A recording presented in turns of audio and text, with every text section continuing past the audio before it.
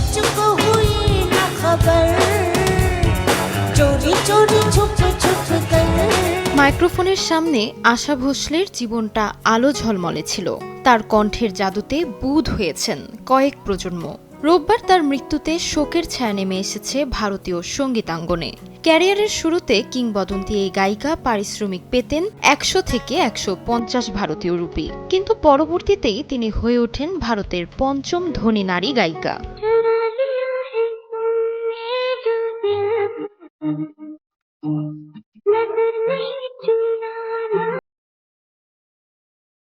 ৫০ ও ৬০ দশকে যখন লতা মঙ্গেশকর একটি গানের জন্য ৫০০ রুপি পারিশ্রমিক পেতেন, তখন আশা ভোসলে মাত্র ১০০ থেকে ১৫০ রুপি নিয়ে শুরু করেছিলেন নিজের পথ চলা।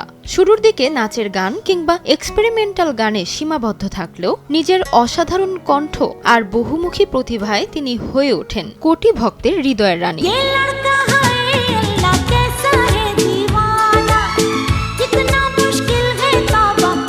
২০২৬ সালের হিসাব অনুযায়ী তার সম্পদের পরিমাণ প্রায় ১০০ কোটি রুপি। কিছু সূত্র বলছে এই সংখ্যা ২০০ থেকে ২৫০ কোটির কাছাকাছি।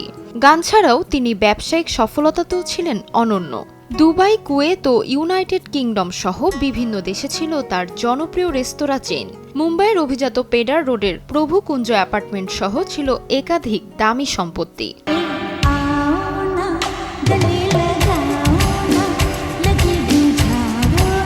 বিভিন্ন ভাষায় ১২,০০০-এর বেশি গান গেয়ে ভারতের পঞ্চম ধনী নারী গায়িকা হিসেবে জায়গা করে নিয়েছিলেন তিনি।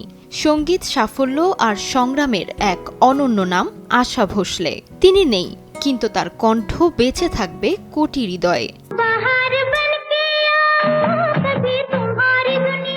তাজমিলা খান, সময় সংবাদ।